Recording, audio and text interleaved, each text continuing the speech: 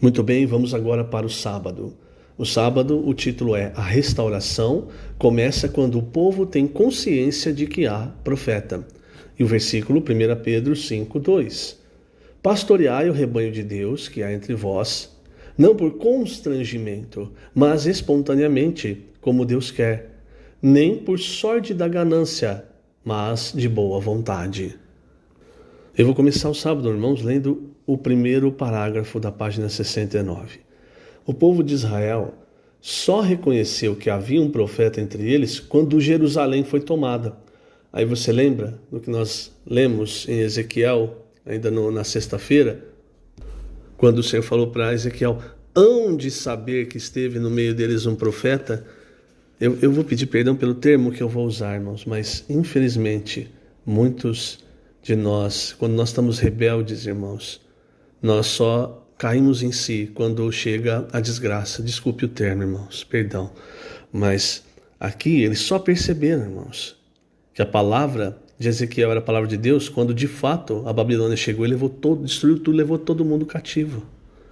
Aqui, irmãos, eu vou citar outra palavra do irmão Dong, quando nós estudamos o livro de Pedro, as epístolas de Pedro.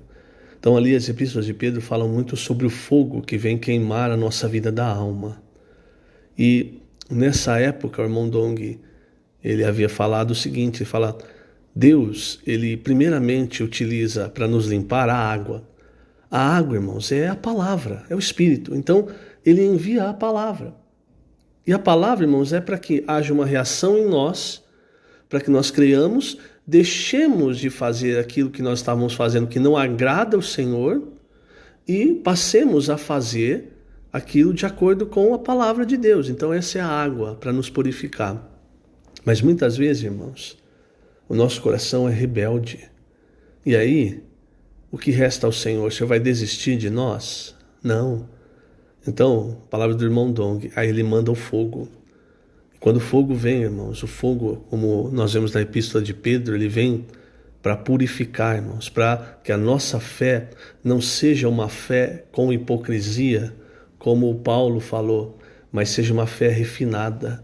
Então, esse fogo vai eliminar aquilo que não é de Deus, vai nos fazer abandonar os caminhos que não são de Deus.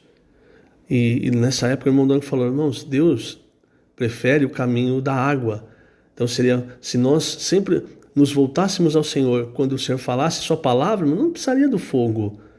Mas o Senhor também conhece a nossa natureza, e é por isso, irmãos, muitas vezes que vem o fogo. Então nós vemos isso em toda a Bíblia. Essa situação que o povo de Israel passou no cativeiro da Babilônia, irmãos, se você ler o Antigo Testamento, você vai perceber, chegou num ponto, chegou num momento que o Senhor falou: agora chega, não aguento, não suporto mais. O Senhor, ele é misericordioso, irmãos, mas nós vamos tentando o Senhor, vamos vivendo da nossa maneira, fazendo as coisas da nossa maneira. Chega um ponto, irmãos, chega um limite, aí o Senhor age. Por isso, irmãos, hoje vamos ouvir a palavra. Não deixemos que os nossos sentimentos pessoais, sabe? Inveja, ciúme, qualquer coisa nesse sentido, passe à frente e nos segue, não fazendo com que nós vejamos de fato, irmãos, o que Deus tem falado. Eu vou continuar, página 69, por causa do tempo, irmãos, eu quero ler alguns trechos que vão tocar nos pontos dos dias, né? Página 69, terceiro parágrafo. Desde o final do século XVIII, o Senhor começou a restaurar a igreja em Filadélfia. Agora, no século XXI, o Senhor recomeçou a falar por intermédio de profetas. No início, o povo não estava pronto, como nos dias de hoje, pois retinha hábitos de 19 séculos de degradação da igreja, cada um continuando a defender os próprios interesses. Queriam ouvir a palavra do Senhor, mas na verdade queriam ver um homem carismático, eloquente, com um belo show de música e instrumentos. Ouviam a palavra, mas não a praticavam. Isso é outra coisa, irmãos.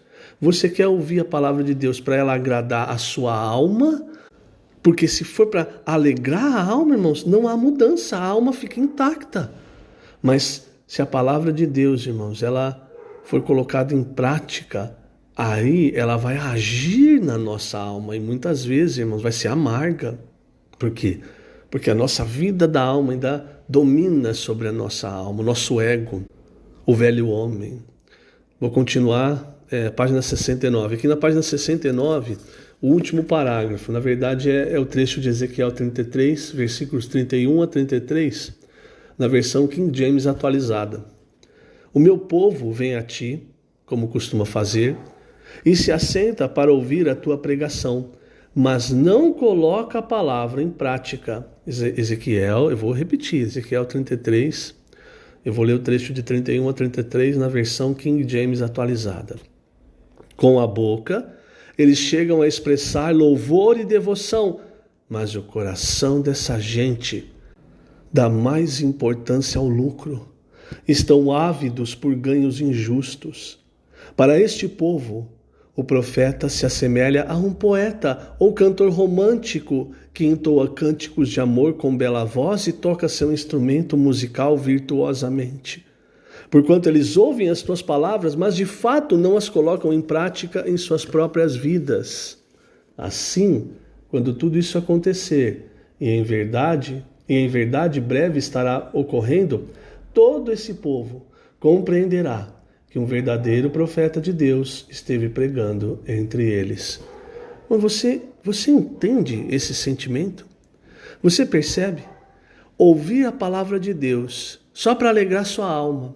Eu me reúno, eu vou cantar. É lógico, irmãos, que nós precisamos alegrar nossa alma, nós cantamos para louvar o Senhor, nos alegramos.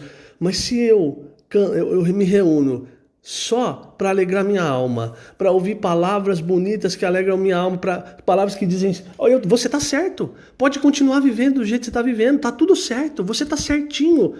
Isso não produz nada. Isso, pelo contrário, só vai nos afastar do Senhor, da vontade do Senhor.